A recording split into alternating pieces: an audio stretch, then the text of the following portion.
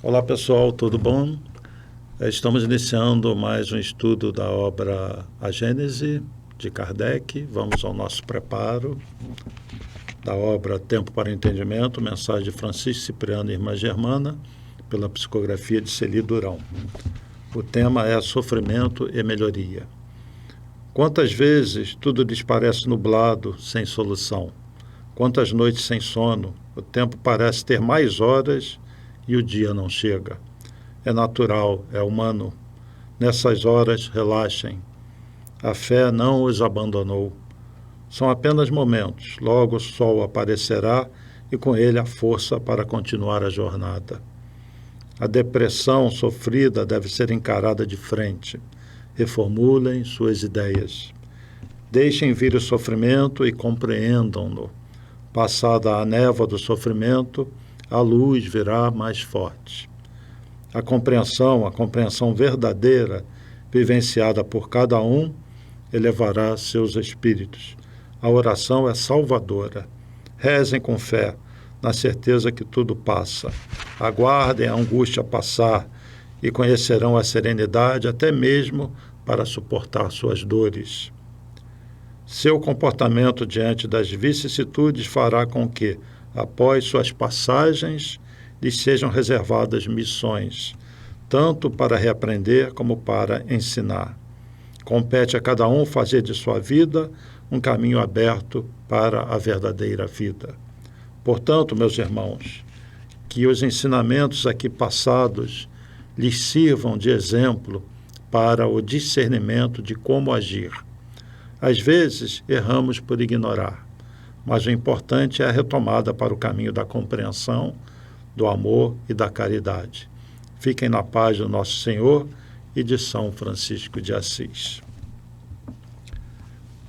Então, vamos juntos, unindo nossos pensamentos, elevando a Deus, a Jesus, aos nossos guias, espíritos protetores, agradecendo a Deus pela vida, por esses momentos juntos, que busquemos dentro de nós as forças que precisamos para superar as nossas dores, momentos de tristeza, de depressão, de dúvidas, nossas doenças, nossas dores emocionais, e que tenhamos a certeza de que tudo isso vai passar.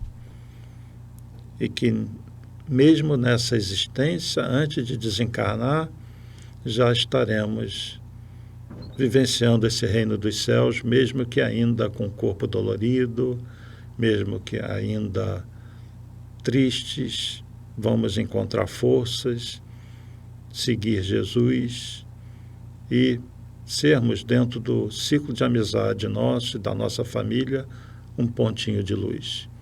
Que Jesus esteja conosco, graças a Deus. Bom, pessoal, então estamos dando continuidade à obra A Gênese, ainda no capítulo 14, que é um capítulo longo, mas muitíssimo importante, onde Kardec aborda várias questões a respeito do corpo espiritual, das energias do mundo espiritual, que chama de fluidos. É o capítulo Os Fluidos, o capítulo 14. E hoje nós vamos falar de um assunto que muitos de vocês estão acompanhando em outro estudo, que é o estudo do Livro dos Médiuns. E esse item 40 é de um subitem chamado Manifestações Físicas e Mediunidade, onde Kardec vai abordar a mediunidade agora sobre a ótica dos fluidos do corpo espiritual, uma vez que nós estamos com uma ideia melhor a respeito do corpo espiritual. Então vamos lá. Item 40, do capítulo 14. Os fenômenos das mesas girantes e falantes, que vimos lá no início do Livro dos Médiuns, da suspensão etérea dos corpos pesados, da escrita mediúnica, tão velhos quanto o mundo, porém comuns nos tempos atuais, dão a chave de alguns fenômenos análogos, espontâneos, aos quais, devido à ignorância da lei que os rege, se havia atribuído um caráter sobrenatural e milagroso, Estes fenômenos repousam sobre as propriedades do fluido perispiritual, seja de encarnados, seja de espíritos livres. Ou seja, esses fenômenos, que a gente chama de efeitos físicos, têm a sua origem, né? Eles têm toda a sua base nos fluidos que constituem o corpo espiritual. Então, nós vimos lá no estudo do Livro dos Médiuns que os espíritos combinam os fluidos deles com os fluidos do médium, envolvem certo material, certo produto, seja lá o que for, com esses fluidos que penetram nos interstícios desse objeto qualquer, e eles conseguem, pela vontade, então, movimentar esse objeto. É aí que no espaço coisas flutuam, mesas batem, cadeiras. Isso é relativamente comum ainda em alguns lugares e as pessoas se assustam. Normalmente, quando há essa coisa de batidas, existe um médium de efeitos físicos, um doador de ectoplasma. E um espírito que utiliza aquilo, se não para movimentar coisa, para pancadas, que pode ter várias finalidades. Pode ser um espírito brincalhão, pode ser alguém dizendo, estou aqui, você não está sozinho. Existem 1000 situações que podem justificar isso, tá bem? Item 41. É com auxílio de seu perispírito que o espírito atua sobre um corpo vivo. É ainda com o mesmo fluido que ele se manifesta agindo sobre a matéria inerte e que produz ruídos, movimentos de mesas e outros objetos que levanta, derruba ou transporta. Esse fenômeno nada tem de surpreendente, se considerarmos que entre nós os mais poderosos motores se encontram nos fluidos mais rarefeitos, e mesmo imponderáveis, como o ar, o vapor e a eletricidade. Realmente, as indústrias usam muito o vapor. Nós temos as caldeiras, que transformam a água em vapor, em alta pressão, e com isso você tem uma série de situações numa indústria que você utiliza esse vapor para movimentação, para aquecimento, né? Mesma coisa o ar, que é comprimido, nós temos compressores, e esse ar é usado também para movimentar ferramentas, várias utilidades numa indústria. Bom, seguindo, é igualmente com auxílio de seu perispírito que o espírito faz o médium escrever, falar ou desenhar, não tendo um corpo tangível para agir ostensivamente. Quando deseja manifestar-se, serve-se do corpo de um médium, de quem toma os órgãos por empréstimo. Faz seus órgãos, assim, agir como se fosse seu próprio corpo, e isso mediante o eflúvio fluídico que verte sobre ele. É pelo mesmo meio, já entrando no 42, que o espírito age sobre a mesa, seja para a fazer mover em significação determinada, seja para fazer com que ela receba golpes inteligíveis, que indicarão as letras do alfabeto para formar palavras e frases, fenômeno esse designado sob o nome de tipologia. É como se fosse o código Morse. Então, o espírito se utiliza de uma mesa, de uma cadeira, por exemplo, e cria um alfabeto, ou então perguntas e respostas, uma batida é sim, duas é não, e assim se mantém um diálogo com os espíritos. Quando não se usa a psicofonia, a psicografia, esse tipo de coisa era usada lá no início, quando se não entendia bem os fenômenos. Ou quando um espírito está numa determinada residência, no local, e está chamando a atenção da pessoa. Então, ele faz pancadas, né? Ele dá pancadas. Bom, eu vou passar um videozinho que eu já passei lá no estudo do Livro dos Médiuns. É um trechinho de um filme bem conhecido, um filme até bastante interessante. Esse trechinho pode ser um pouquinho assustador, mas a intenção não é essa, é do filme Os Outros. Quem não viu, eu sugiro que veja. É um filmezinho de 1 minuto e 40 segundos, e a situação é o seguinte: tem uma casa antiga, e uma família que tinha vivido ali. Eles morreram. A mãe com os filhos. Na verdade, a mãe matou os filhos. E eles estão, num processo de obsessão mútua e habitam a casa. E vêm pessoas de fora para morar na casa. E eles que estão ali veem os de fora como se fossem intrusos. Mas, na verdade, eles que estão ali é que são os desencarnados. E esses que vêm de fora, então, assustados com os fenômenos que estão acontecendo, causado por esses que estão na casa, faz uma reunião mediúnica e vem uma médium. Aí esses que estão na casa se manifestam na reunião mediúnica, pensando que eles que estão desencarnados é que são os encarnados. Na verdade, é o contrário. Eles que habitam a casa desde os tempos antigos são os espíritos que tomaram conta daquela casa e por uma condição mental não saem dali. É a chamada casa mal assombrada. Então, na reunião mediúnica, eles recebem uma revelação chocante, a de que eles estão mortos, desencarnados, e reagem de uma maneira que a gente compreende, porque seja assim. Então, vou deixar vocês com esse videozinho curto de 1 minuto e 45 do filme Os Outros.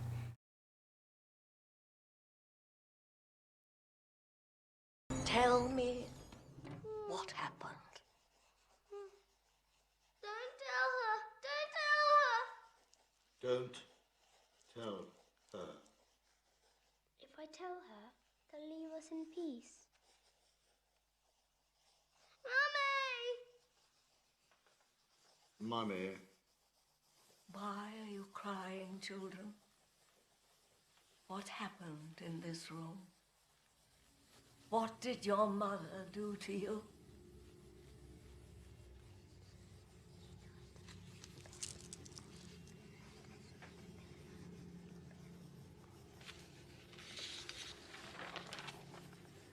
Something about a pillow.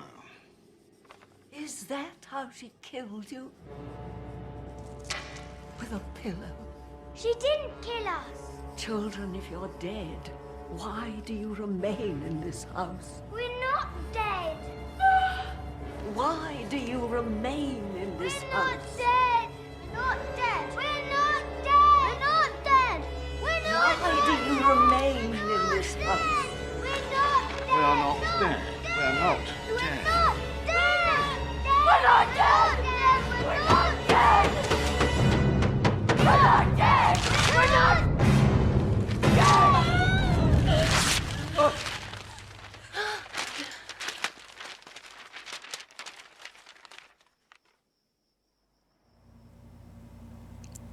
Então, vocês assistiram um trechinho, né, curtinho do filme Os Outros, onde vocês veem fenômenos físicos, psicografia, uma série de situações. Isso é muito possível e acontece, né?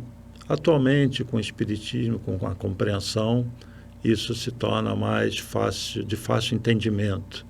E já existe, principalmente no Brasil, né, muitas pessoas que entendem desse assunto e que conseguem ajudar os espíritos. Mas, convenhamos, é um pouquinho assustador, né? Você está numa casa e começar a acontecer esse tipo de coisa. Mesmo espírita. Aliás, fica uma pergunta: espírita tem medo de espíritos? Pode acontecer isso? Olha, acontece muito, por incrível que pareça. Pessoas que trabalham numa casa espírita têm medo de assistir filmes sobre isso, têm medo de espíritos. Eu conheço gente até que acende a luz do corredor. Deixa para lá.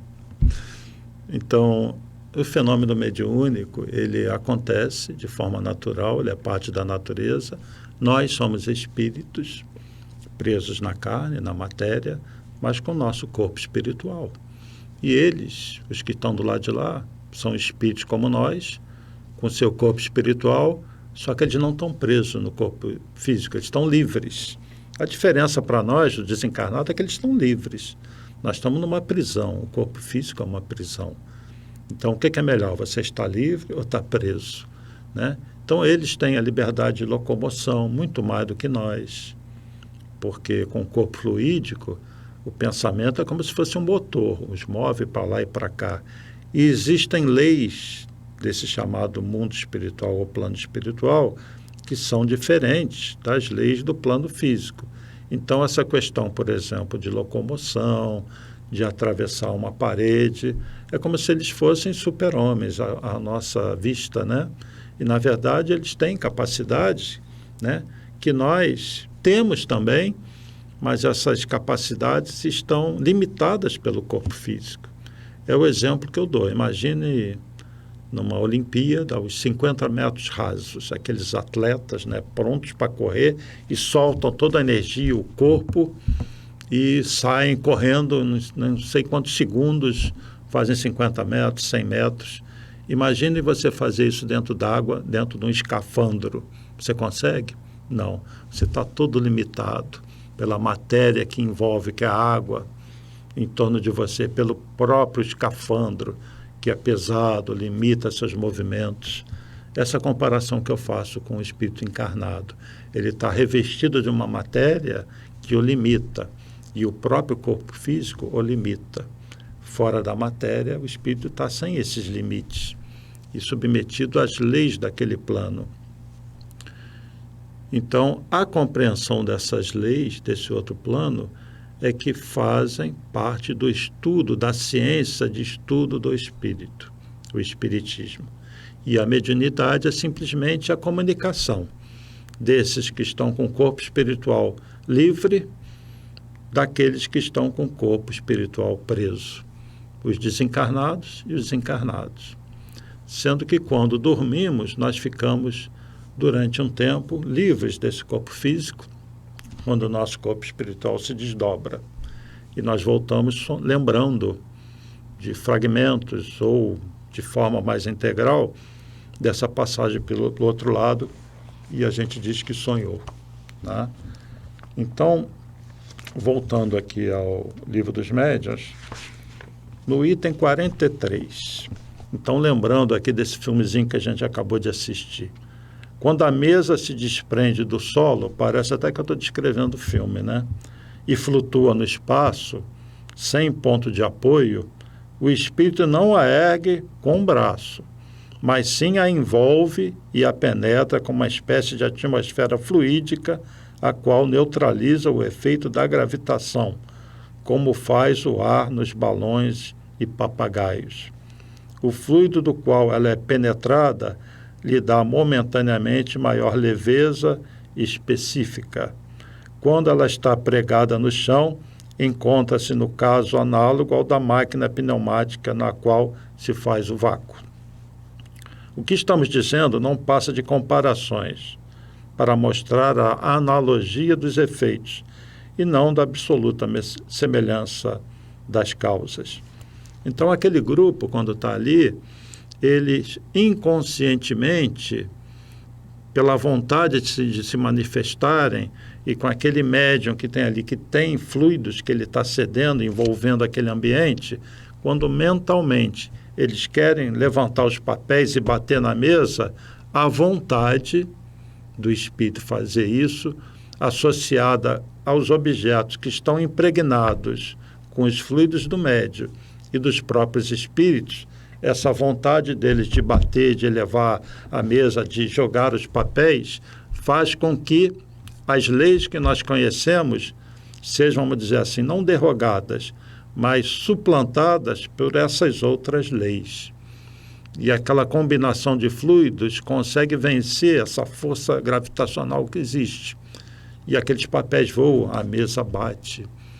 Nós ainda vamos desenvolver mais esse conhecimento pelo lado científico, porque nós só arranhamos um pouco dessa ciência da matéria do outro plano. Só o suficiente para a gente entender basicamente como funciona, mas não que a gente consiga traduzir isso em equações ou numa lógica física, matemática. Isso nós não chegamos ainda lá. Mas nós já entendemos por que certas coisas acontecem. Pelo menos a gente tira aquele caráter de sobrenatural, de fenômeno. Tudo é parte da natureza. Falta nós entendermos melhor essas coisas. Mas já começamos a entender, isso que é o importante. E esse é o objetivo da obra espírita. Em alguns assuntos, a espiritualidade consegue se aprofundar mais, e em outros não. É apenas para a nossa compreensão desses fenômenos, tá bom? Depois disso, compreende-se que não é mais difícil a um espírito erguer uma pessoa do que erguer uma mesa, transportar um objeto de um lugar para outro ou atirá-lo a algum lugar. Estes fenômenos se produzem pela mesma lei. É o fenômeno dos transportes, né? Onde um objeto pode ser transferido de um lugar para outro. Isso é mais difícil, requer muita energia, dizem os espíritos, e são mais raros os transportes. Mas lá no estudo do Livro dos Médiuns, no início, quando a gente falava de fenômenos físicos, eu passei uns vídeos do médium Peixotinho. Quem tiver interesse, vai na internet, pesquise lá no YouTube, Peixotinho, né? E você vai ver alguns vídeos sobre ele que é impressionante. Então, acontecia coisas assim. Tem uma flor que cresce lá em cima, nos Alpes suíços, e ela, de repente, se materializa em campos na reunião mediúnica do Peixotinho. Vem uma estrela do mar, que está lá no fundo do mar, uma estrela do mar que existe, por exemplo, nos mares lá da Austrália, e ela, de repente, está lá na mesa, na reunião mediúnica de materialização do Peixotinho. Ela foi transportada e ela vem com água ainda, viva, um animal vivo que vem do fundo do mar. Coisas assim impressionantes que estão documentadas e que foram relatadas com aqueles que participaram dessas reuniões com Peixotinho, inclusive o Chico Xavier participou, tá bom? Então, item 44. Um fenômeno muito frequente na mediunidade, eu estou dando só uma pincelada, e o Kardec também ele só dá uma pincelada, estou seguindo aqui os itens dele. Um fenômeno muito frequente na mediunidade é a aptidão de certos médiuns para escrever numa língua que lhes seja estranha. Eu passei ainda há pouco um vídeo em que o Chico Xavier, levando uma carta de consolo a uma mãe é de uma família judaica, e o filho traz mensagens em hebraico, tá? Isso acontecia. O Chico não conhecia hebraico, né? Então, uma língua estranha, a desenvolver pela palavra ou pela escrita, assuntos fora do alcance de sua instrução. Ou seja, o médium não conhece aquele idioma e consegue escrever naquele idioma, né? Isso é um tipo de mediunidade. Ele pode escrever, ele pode falar, uma psicofonia em que ele fala no idioma, e nós temos alguns relatos interessantes sobre isso. Por exemplo, o Chico Xavier tem psicografias em inglês, em italiano, em outros idiomas. E aí vem a espiritualidade para dar um nó na nossa cabeça e deixa a mensagem em outro idioma, um idioma que se sabe que o médium não conhece, e faz o seguinte: escreve de trás para frente. Você pega um papel, uma folha, você não entende nada, mas você vira, coloca contra a luz e você vê que tem algo escrito ali e que é num determinado idioma que o médium não domina. E eu vou passar então um vídeo para vocês, serve até como informação interessante, que faz parte já da história do Espiritismo, inclusive casos mais recentes de pessoas vivas, no caso do médium Divaldo Franco, no 4º Congresso Espírita em Paris, Congresso Mundial Espírita, onde ele nos deixa uma psicografia ali no Congresso, em francês, mas invertida, do espírito Leon Denis. Então assistam esse vídeo de 3 minutos e 55 segundos de uma psicografia especular no idioma estrangeiro invertido. E voltamos já já.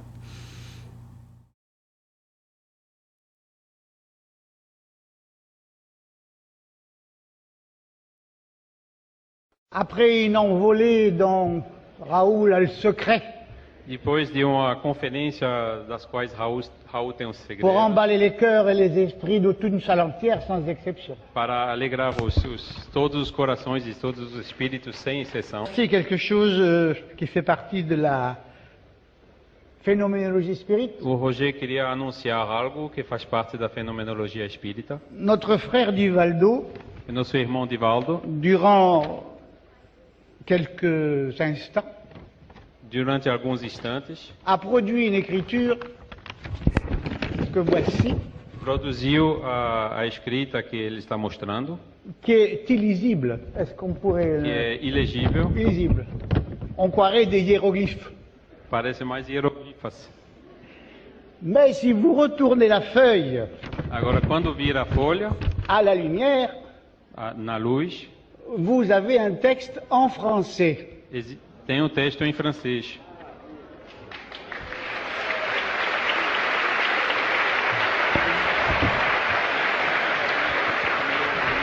Hein? Là, voilà. C'est une forme de médiumnité É uma forma de mediunidade qui est exceptionnelle, excepcional. mais c'est pas tout. On va vous lire ce que notre cher frère Divaldo E agora a écrit. ele vai ler o que o nosso caro irmão Divaldo escreveu, En français, dis-je. em francês.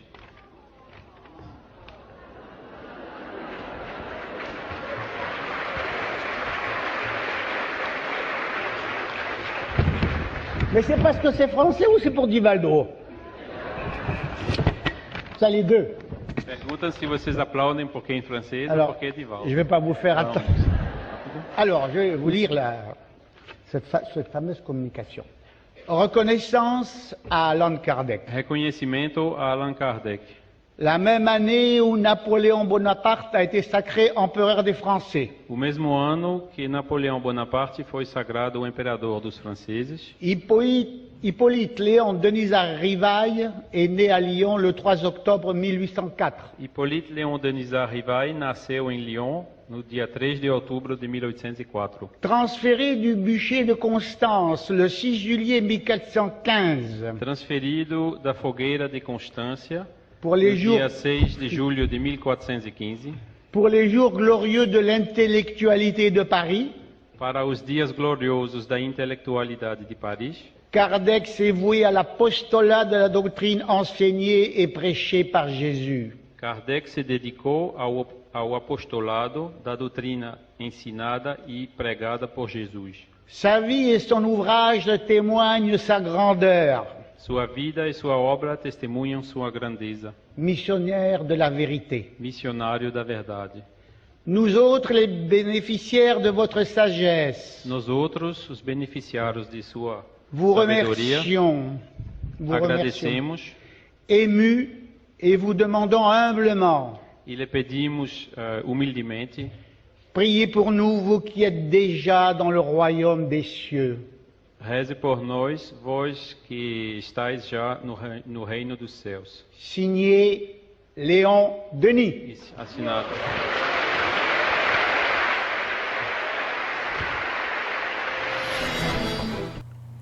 Então, gostaram do vídeo?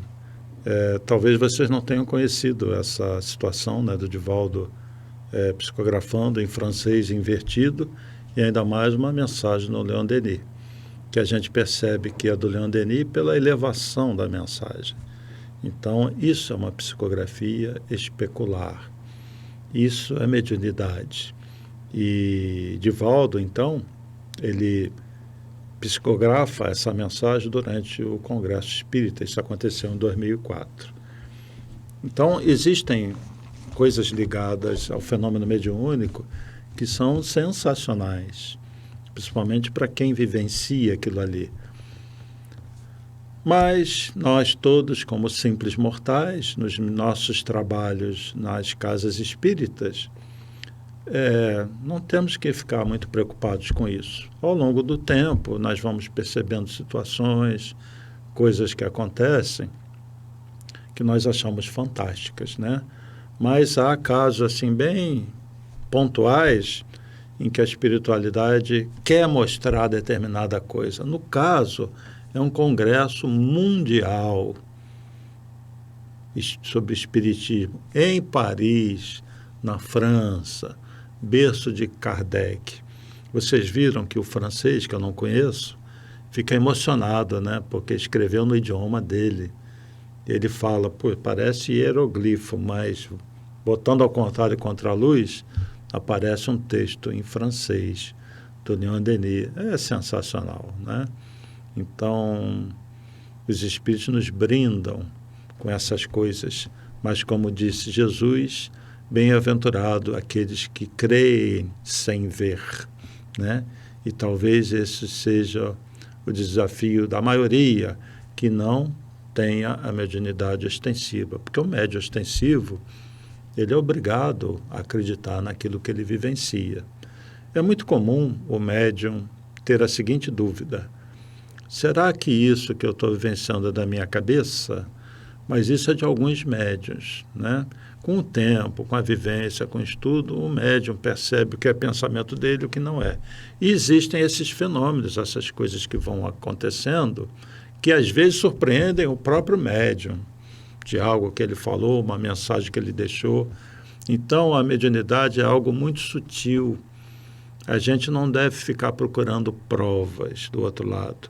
Nós devemos nos entregar ao trabalho e deixar as coisas fluírem. O que tem que haver, o esforço tem que haver, são dois. Um é o do estudo, do entendimento, e o outro é da reforma íntima, da transformação pessoal, porque esse sempre é o principal objetivo, né? O espírito precisa trabalhar para ele. Você está numa casa espírita trabalhando, sobretudo, para você. Vocês viram que quando o médium passista está dando passe, ele é o maior beneficiado, porque ele está recebendo o passe. Quando ele está fazendo tratamento, ele está sendo tratado. Quando ele está numa reunião mediúnica, o médium está botando para fora suas coisas, seus dramas, seus traumas do passado. Então, o trabalhador sempre é beneficiado. E é no próprio trabalho, então, que você se desenvolve com situações que não envolvem necessariamente a presença do espírito provando alguma coisa. Eles não têm que provar nada. Nós não precisamos de prova. Quer ver um espírito? Eu falo de brincadeira. Quer ver um de verdade? Se olhe no espelho. Olhe para o lado, para as pessoas que vivem com você. Ali não está um corpo falante. Ali tem um espírito pensante que fala através de um corpo. Porque limitado por esse escafandro que é o corpo físico, ele não consegue ainda uma total conexão mente a mente, como a gente consegue no plano espiritual.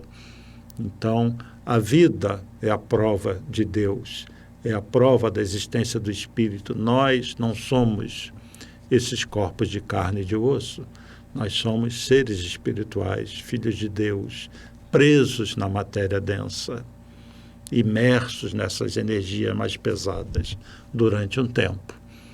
Porque à noite nós nos desprendemos desse corpo. E um dia vamos nos desprender definitivamente, que nós chamamos de morte física, ou desencarnação, sair da carne.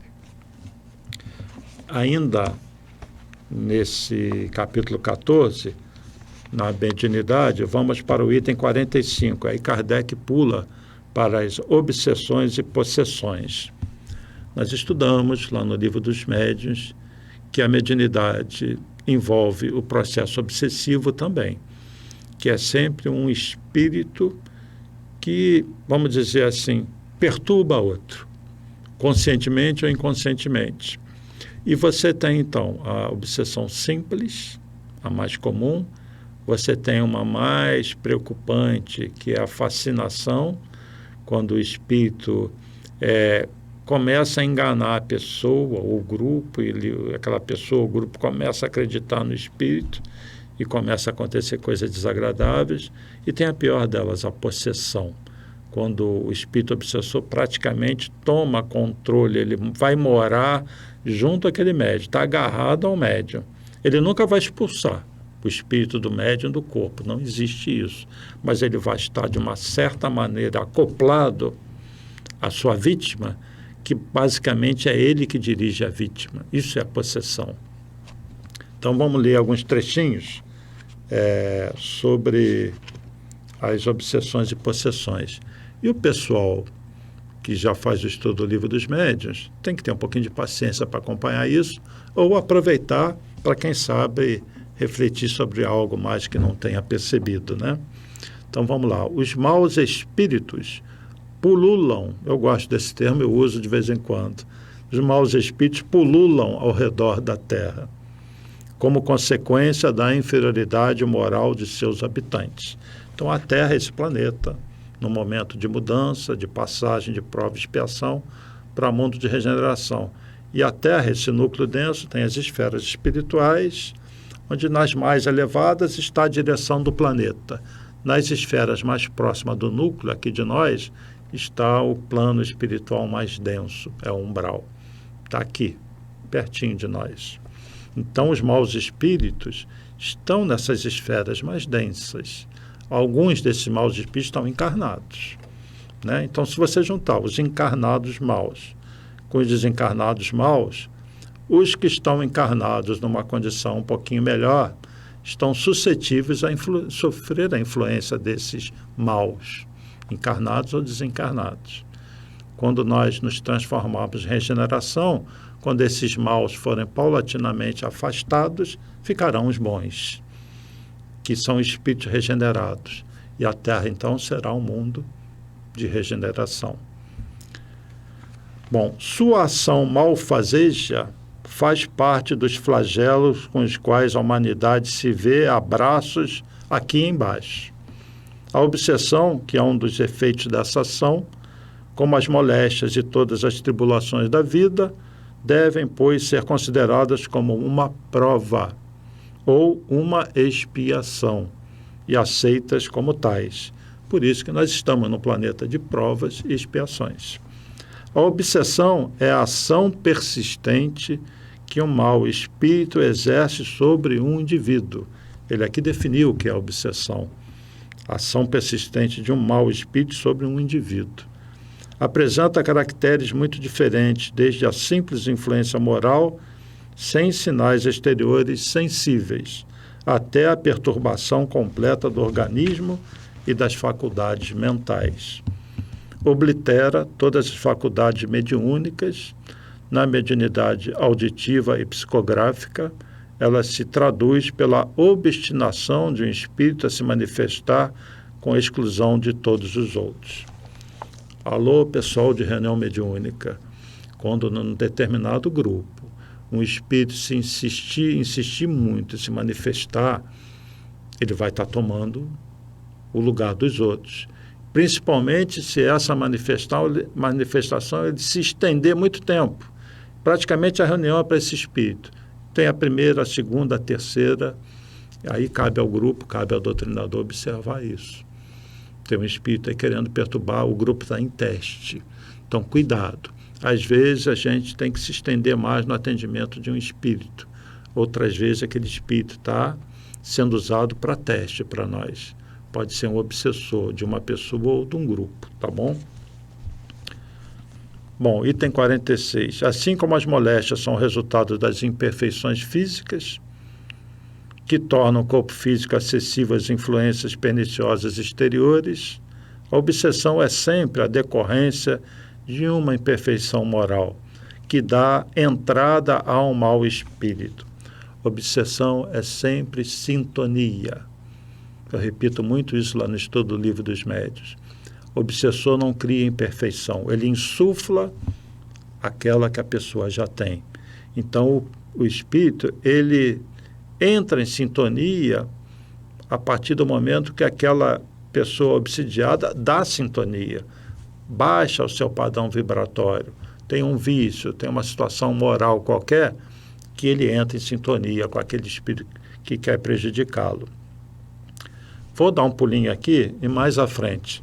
A obsessão é quase sempre o fato de uma vingança exercida por um espírito e que mais frequentemente tem sua origem nas relações que o obsedado teve com ele em uma existência precedente. Ou seja, essa obsessão pode ser um processo que vem de longe. Aquele espírito quer se vingar daquele e às vezes acompanha aquele em várias encarnações. Isso pode acontecer. É complicado? É, mas tem razões para isso acontecer. No caso de obsessão grave, o obsedado está como que envolvido, impregnado de um fluido pernicioso, que neutraliza a ação dos fluidos salutares e os repele. É do fluido que será preciso desembaraçar-se. Ora, um mau fluido não pode ser repelido por um mal. Por uma ação idêntica à do médium curador, no caso de moléstia, será preciso expulsar o fluido mau com o auxílio de um fluido melhor. Esta é a ação mecânica, porém que nem sempre basta. Será preciso também, acima de tudo, agir sobre o ser inteligente, ao qual é preciso ter o direito de falar com autoridade. E esta autoridade não é dada senão a superioridade moral. Quanto maior é esta, maior a autoridade. Ou seja, quando ele diz aqui que é preciso ter o direito de falar com autoridade, quando é que você vai falar com esse espírito? Você vai se comunicar com ele. Isso é reunião mediúnica, né? Então, o espírito se manifesta e o dialogador, o doutrinador, vai falar com ele. Tem que ter autoridade, tem que ter amor, tem que ter tato e vai estudar, analisar o que aconteceu, um processo de vingança, e vai convencer aquele espírito que aquela pessoa não é mais a mesma que ele conheceu lá 3, 4, 5 séculos atrás, que essa pessoa está mudada, que ela está se transformando, e aí é o grande ponto. A pessoa mudou mesmo? E aí fica difícil, numa conversa, num processo de desobsessão, você convencer um espírito que não é mais a mesma, se a pessoa é a mesma, orgulhosa, vaidosa, egoísta, desonesta. Aí essa pessoa está presa desse espírito. Mas se a pessoa mudou realmente, se ela é uma pessoa mais que vivencia o amor, é isso que vai ajudar no convencimento daquele espírito. E o próprio espírito vai perceber, porque às vezes ele está tão cego na vingança, no processo obsessivo, que ele não percebe as mudanças. E ele não percebe também uma coisa muito importante, que ele, obsessor, está perdendo tempo, está sofrendo, e que ele é o grande sofredor. E se aquela pessoa está refratária à obsessão, porque ela está num padrão mental superior, ele está perdendo tempo ali, está se prejudicando o tempo todo. E pela lei de causa e efeito, está cada vez mais afundando. Então, no trabalho mediúnico, na conversa, você desperta esse espírito obsessor para essa realidade. E às vezes ele se assusta. Opa, o que eu estou fazendo comigo mesmo? Né? E aí são mostradas situações que ele muda o padrão mental dele e larga aquela pessoa. Mas, repito, se aquela pessoa estiver muito mal moralmente, é como... Não é que a gente vai fazer isso. É como se você falar, então deixa ele lá em cima dele para ele aprender, né? Mas não é bem assim, a gente não age dessa maneira. Então, esse capítulo é muito rico. Vamos falar um pouquinho da possessão. A possessão é um caso um pouquinho mais complicado, a gente tem pouco tempo.